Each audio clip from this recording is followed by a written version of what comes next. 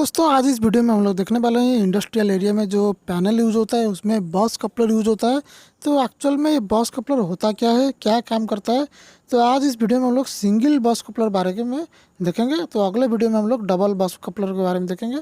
तो आपका जो बॉस कपलर रहता है ये हमारा पावर पैनल में जो पीसीसी पैनल रहता है, पावर डिस्ट्रीब्यूशन बोर्ड रहता है, मेन पावर वाला जो पैनल रहता है, सब में इसी तरह का एक ब्रेकर रहता है।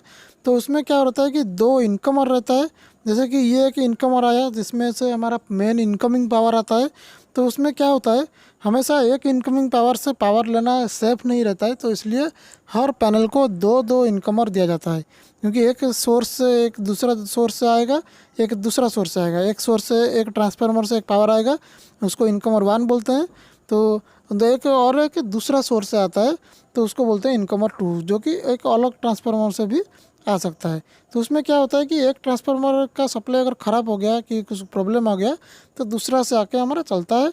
तो उसमें से बहुत सारे, जैसे ग्रीन कलर में मार्किंग हुआ है, तो बहुत सारा आउटगोइंग फीडर रहता है। जैसे इनकमिंग सप्लाई आया तो वहाँ से ऑन करेंगे तो आउटगोइंग पावर भी जाएगा, वहाँ से दूसरा जगह भी पावर जाएगा, तब तक उसको ऑन करेंगे। तो इनकमर जो है हमारा, इनकमर से पावर पैनल में आता है और आउटगोइंग वाला से पैनल से पावर बाहर जाता है, जिसको हम ऑन करेंगे दूसरे जगह पे पावर हमारा चला जाएगा। तो इसी तरह से हमारा पावर फीडर रहता है। आप देखे होंगे सब जगह में आउटगोइंग फीडर के आउटगोइंग 3, आउटगोइंग 2 ऐसे नाम तो रहता नहीं, दूसरा एरिया का हिसाब से या फिर जगह के हिसाब से नाम रहता है, उसका फीडर का नाम रहता है। तो हमेशा हमारा इनकमिंग 1, इनकमिंग 2, ऐसे इनकमर 2 बोलते हैं इसको। तो इस तरह के पैनल आप देखे होंगे। तो उसका एक बीच में एक ब्रेकर रहता है जिसको बोलते हैं बॉस कपलर। तो उसका मतलब है कि दोनों बॉस को कपलिंग करना, मतलब जोड़ना, जो बॉस कपलर का फुल फॉर्म है। तो उसका जो बीसी भी बोलते हैं उसको, तो उसका BC1, BC2, बॉस कपलर भी 1, 2, 3 ऐसे रहता है। तो नॉर्मली सिंगल वाला में बोल रहे हैं, क्योंकि उसमें क्या होता है कि जो तीनों ब्रेकर रहता है, इनकमर और दोनों इनकमर और एक सिंगल जो बॉस कपलर रहता है, तीनों का हमारा जो लगता है रेटिंग, उसमें MC भी लग सकता है, AC भी लग सकता है, BC भी लग सकता है, SF6 भी लग सकता है। तो उसमें नॉर्मली क्या होता है कि तीनों का रेटिंग, जो एम्पियर रेटिंग रहता है, करंट कितना फ्लो करेगा, उसमें तीनों का बराबर सेम रहता है पूरा। लेकिन क्योंकि अगर इनकमिंग 1 अगर बंद हो गया तो इनकमिंग 2 जो है वो पूरा लोड संभाल सके, और इनकमर 2 अगर ख़राब हो गया तो इनकमर 1 उसको पूरा लोड उसको संभाल सकता है। तो उसमें SF6 भी यूज़ होता है। छोटा, सबसे छोटा वाला में MC भी रहता है, और सबसे बड़ा वाला में BC भी, SF6 वगैरह रहता है। पहले के टाइम पे OCB वगैरह था, जो ऑयल सर्किट ब्रेकर, तो अभी तो यूज़ पे है नहीं। तो अभी ACB, BCB, SF6, MCB ये सब यूज़ पे है। तो जो मेरा जो इनकमर रहता है, अगर 1250 का हो गया इनकमर 1, तो उसका बॉस कपलर भी 1250 एम्पेयर का रहेगा, और आउट इनकमर 2 भी 1250 एम्पेयर का रहेगा। क्योंकि तीनों ब्रेकर हमेशा एक रेटिंग का रहना चाहिए, क्योंकि अगर इनकमर 1 फेल हुआ तो इनकमर 2 से सप्लाई जाएगा, उसमें से पूरा पैनल चार्ज होकर रहेगा।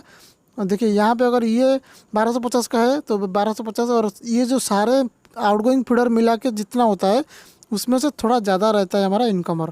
मतलब आउटगोइंग फीडर जितना रहेगा वो सबको मिला देंगे, जितना होगा उसमें से ज़्यादा रहेगा हमारा इनकमिंग फीडर, क्योंकि उसमें से हमेशा ज़्यादा रहता है। क्योंकि ज़रूरत पड़ने में वो 10 गुना टाइम भी, करंट भी ले सकता है, और फीडर अगर बढ़ाना है तो बाद में ही बढ़ा सकते हैं उसमें से। तो अगर ये 900 एम्पेयर का रहता है तो यहाँ पे 1250 एम्पेयर का हमारा फीडर लगाया जाता है, उसका इनकमर ब्रेकर वगैरह। और जो उसका सिस्टम ऐसा है कि इनकमर अगर 1250 का लगा तो दोनों इनकमर सेम रेटिंग का लगेगा 1250 का, और जो बॉस कपलर रहेगा वो भी 1250 का रहेगा। और उसमें से जो आउटगोइंग निकलेगा वो 100 एम्पेयर, 200 एम्पेयर, 400 एम्पेयर इस तरह से मिला के तो 1250 एम्पेयर से हमेशा कम रहेगा, क्योंकि ये उसका फुल लोड है 1250 एम्पेयर, जो कि इनकमर 1 का है। नहीं तो इनकमर 1 क्या होगा, ट्रिप हो जाएगा उसका, और 1250 से ज़्यादा करंट ले लिया तो इनकमर ही बंद हो जाएगा, तो सारा सिस्टम फेल हो जाएगा। तो इसलिए हमेशा इसको ज़्यादा रखा जाता है। हमेशा तो 30-40% के हिसाब से ज़्यादा रहता है ये। तो इनकमर 1 से हमारा पावर यहाँ तक गया बॉस कपलर तक, इनकमर 2 से भी यहाँ से बॉस कपलर तक पावर गया। तो बॉस कपलर बीच में क्या करता है कि ये दोनों को, पावर को हमारा बीच में ये जोड़ता है। अगर इनकमर 1 यहाँ पे सर्किट ब्रेकर ऑन करने से या फिर हमारा ऑफ करने से क्या होता है कि यहाँ पे कभी कभी जो इनकमर 1, 2 रहता है, ये इसका सिस्टम ऐसा रहता है कि हमेशा तीनों में से दो ही उसका पिकअप रहेगा, इधर इनकमर 1 के साथ बस कपलर, नहीं तो बस कपलर के साथ इनकमर 2, नहीं तो इनकमर 1 इनकमर 2 बस कपलर ऑफ रहेगा। तो इनकमर 1 से सप्लाई आके बस कपलर तक रहेगा, इनकमर 2 से सप्लाई आके बस कपलर तक रहेगा। जब बस कपलर ओपन होगा तब क्या होगा, यहाँ पे ओपन होगा, ये दोनों में से पावर आके हमारा पूरा बस में आ गया। तो यहाँ पे सप्लाई हमारा आउटगोइंग जा सकता है इनकमर 2 से, और ये लेफ़्ट साइड में जो है वो जा सकता है हमारा, इधर से चला जाएगा हमारा आउटगोइंग फीडर जितना भी है। और इधर से जो इनकमर 1 जो चार्ज है, यहाँ पे अगर ये ब्रेकर अगर ऑन कर देंगे तो ये सप्लाई हमारा आ जाएगा पूरा बस कपलर तक। तो वहाँ से बीच में जो आउटगोइंग फीडर है वो सब हमारा पावर चार्ज कर सकते हैं। इसको अगर ऑन करेंगे तो पावर हमारा आगे चला जाएगा। तो इनकमर 1 जो है, अगर इसमें कुछ प्रॉब्लम आ गया और इनकमर 1 को हम ब्रेकर को रैकआउट कर दिए तो ये वाला सिस्टम जो है हमारा फेल हो जाएगा, पावर मिलेगा ही नहीं उसको। तब क्या करेंगे हम लोग, क्या करेंगे कि इसमें पावर है ही नहीं क्योंकि इनकमर 1 हमारा बंद है कि प्रॉब्लम है। तो इसमें क्या करते हैं हम लोग, नॉर्मली जब बस कपलर को अगर ऑन कर देंगे तो बस कपलर क्या करेगा, इनकमर 2 से जो पावर आ रहा है उसको ये लाके पूरा ऊपर से दे देगा यहाँ तक। मतलब बस कपलर ऑन कर दिए, जो इनकमर 2 से पावर है ये पूरा आ जाएगा यहाँ तक। तो जो हमारा इनकमर 1 से जो पावर आ रहा था वो इनकमर 2 से आ जाएगा, बस कपलर तक था।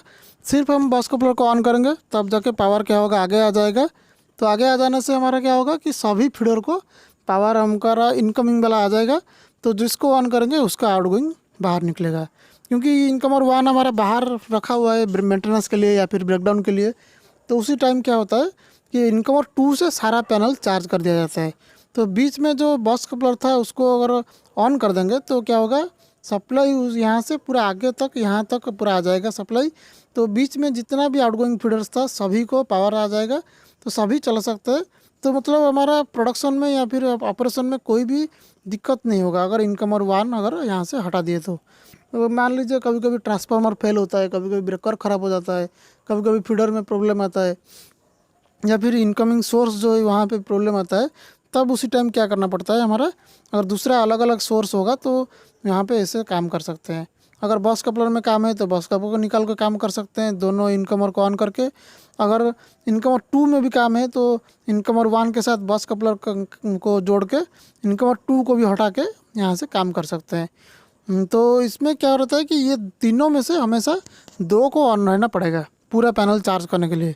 अगर इनकमर 1 के साथ बस कपलर, नहीं तो इनकमर 2 के साथ बस कपलर, नहीं तो इनकमर 1 और इनकमर 2 ऑन रहेगा, बस कपलर हमेशा ऑफ रहेगा। तो उसको स्कीम बोलते हैं। तो उसमें क्या होता है कि हमेशा 2 ही ब्रेकर ऑन रहेगा, 1 ब्रेकर ऑफ रहेगा। सभी कंडीशन में हमेशा ऐसा ही रहेगा कि 2 ब्रेकर ऑन 1 ब्रेकर ऑफ। तो उसका एक सिलेक्टर स्विच रहता है जिसको ऑफ करना है, तो उसमें से एक को ऑन करेंगे तो दूसरा ऑफ हो जाता है जो सिलेक्शन में रहता है। तो जो सिलेक्शन रहता है उसका वायरिंग भी इसी तरह से होता है कि हमेशा 2 ही ऑन होके रहे, 1 ऑफ होके रहे। तो सिलेक्शन करना पड़ता है कि किसको ऑफ करना है आपको, सिलेक्शन करके ऑन करेंगे तो 1 ऑन होगा, तो जो सिलेक्शन करेंगे वो ऑफ हो जाएगा। तो उसको बोलते हैं स्कीम, बोलते हैं उसको वायरिंग डायग्राम में। तो उसको वायरिंग डायग्राम में स्कीम ऐसा बनाया जाता है कि हमेशा 1 ऑफ रहेगा और दोनों ऑन रहेगा। तो उसके लिए सिलेक्टर स्विच भी रहता है कि किसको आपको ऑफ रखना है। तो जिसको आप ऑफ सिलेक्ट करके रखेंगे तो वही ऑफ हो जाएगा, बाकी सब ऑन हो जाएगा। तो यहाँ से जो रहता है हमारा पावर, हमारा 3 फेस का यहाँ पे RYB आता है। ये तो हमारा सिंगल लाइन डायग्राम बता दिए। नॉर्मल में हमारा 3 फेस का रहता है तो RYB जाता है। तो सभी आउटगोइंग फीडर में यही वाला पावर हमारा जाता है। तो इसको सिंक्रोनाइज करना पड़ता है क्योंकि इनकमर 1 का सोर्स अलग है, इनकमर 2 का भी सोर्स अलग है। तो उसका R के साथ R, Y के साथ Y और B के साथ B को अगर 0 से 10 वोल्ट के अंदर होगा तो उसको जोड़ेंगे तो ये फ्लैश नहीं करेगा। अगर R के साथ Y को अगर जोड़ दिया गलत से तो यहाँ पे फ्लैश हो जाएगा। तो इसीलिए यहाँ पे क्या करता है, जब हम पैनल कमीशनिंग करते हैं कि पैनल नया लगाते हैं तब उसको सिंक्रोनाइज करते हैं। R के साथ R जैसे जोड़ेंगे तो R के साथ R ऑन होगा, Y के साथ Y जुड़ेगा और B के साथ B जुड़ेगा। ऐसा नहीं कि R के साथ Y जुड़ गया कि B जुड़ गया, ऐसा नहीं रहता है। मतलब जो सेम पोलैरिटी और सेम हमारा जो वेक्टर है वो सेम रहेगा तो उसमें फ्लैश वगैरह कुछ नहीं होगा। वोल्टेज डिफरेंस जो रहता है 0 से 10 वोल्ट तक रहता है, इतना कुछ दिक्कत नहीं, जितना रहेगा तो उसमें से उसको सिंक्रोनाइज बोलते हैं। सिंक्रोनाइज जो करेंगे तब जाके हम बस कपलर ऑन करके इनकमर 1 इनकमर 2 को जोड़ सकते हैं, तब कोई दिक्कत नहीं होगा उसका। अगर गलती से तीनों अगर ऑन हो गया तो अभी भी कुछ प्रॉब्लम नहीं होगा, क्योंकि ये सिंक्रोनाइज हुआ होगा। तो नॉर्मली सिंक्रोनाइज करने के बाद ही जाके पैनल को चार्ज किया जाता है। तो 1250 एम्पेयर का मान लीजिए है, तो तीनों ब्रेकर जो रहता है इनकमर 1 इनकमर 2 और इनकमर बस कपलर, तीनों का ब्रेकर का रेटिंग सेम होता है, क्योंकि इसीलिए सेम होता है कि कोई भी कितना भी लोड इसका ले सकता है। मतलब इनकमर 2 अगर फेल हुआ तो इनकमर 1 का इनकमर 2 अगर फेल हुआ तो इनकमर 1 क्या करेगा, बस कपलर के साथ साथ इसका भी पूरा पैनल का लोड लेगा। मतलब एक ब्रेकर फेल हुआ तो बाकी ब्रेकर पूरा पैनल का लोड ले सकता है। इसी तरह से उसका डिज़ाइन किया जाता है, तो इसी हिसाब से सभी का रेटिंग सेम रहता है। तो इसी तरह से हमारा जो पैनल रहता है बस कपलर हमारा इसी तरह से काम करता है।